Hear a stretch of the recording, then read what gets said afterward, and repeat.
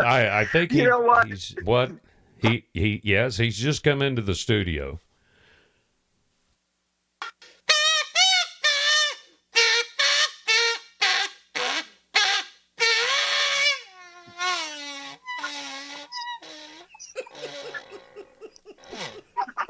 We'd like to take this opportunity right now to bring Dr. Phil into the studio to let him talk about Dink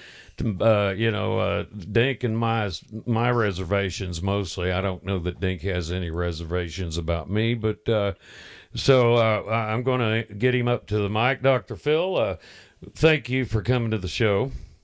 Well, thank you, Ghurn. We're really glad to be here. Dink, are you out there? Yes, I'm here. Well, this is Dr. Phil.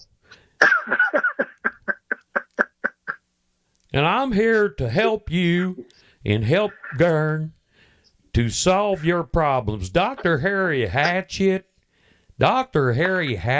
are you out there too? Oui, monsieur. All right. Dr. Harry, it seems like there's problems between Dink and Ghurn. Ghurn has told me of his problem. Dink, what are your problems with Ghurn? I didn't know there was a problem. Well, see what you don't know. If you know what you know, then I know it, and then both of us know it, and then what you have is a horse that can't find the barn. Yeah, well, you have just confirmed, my beliefs from day one that, Oprah had to go out and find some hack that she could try and convince people that she gave a shit, so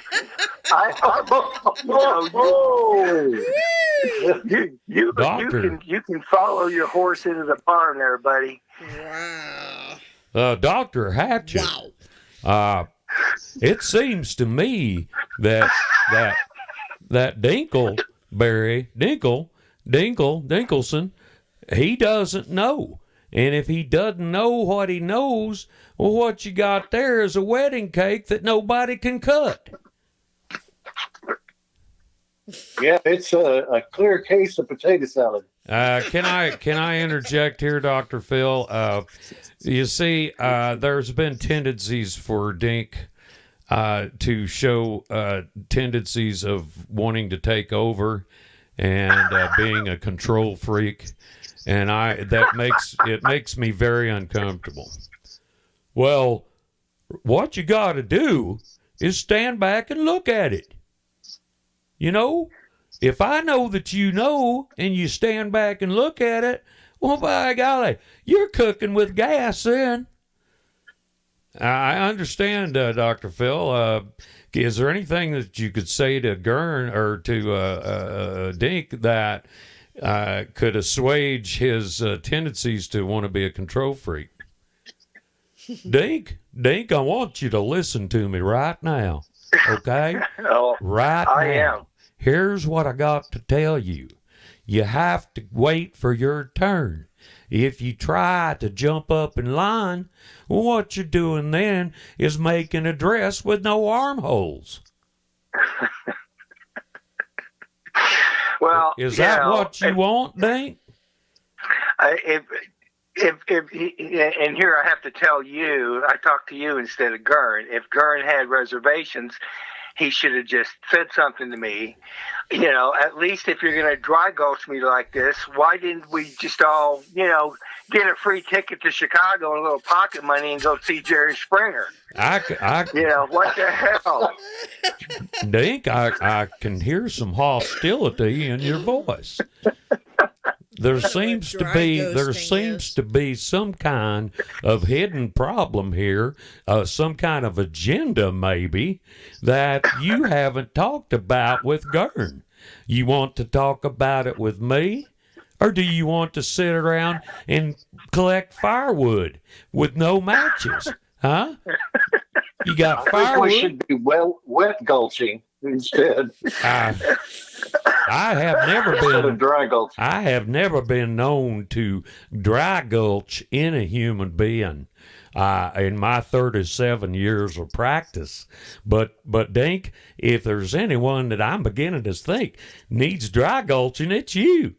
Now, what do you say to that? Do you have a rear view mirror on your car, or do you have some other problem? Oh my God. Jerry.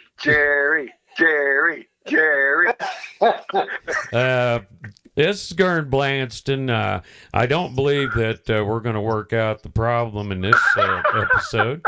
But rest assured, Dink will always be here on the show, and no matter what problems we may have or how big my empire becomes, we will still be friends. Dr. Pfil, thank you so much for coming in. Thank you, Ghurn, and Dink, and Dr. Harry Hatchett, and who can forget about the lovely Kitty?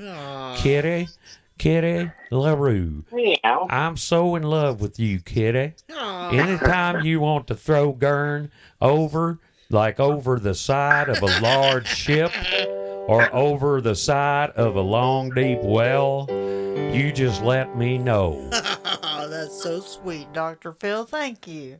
Play us out, Kitty, will you?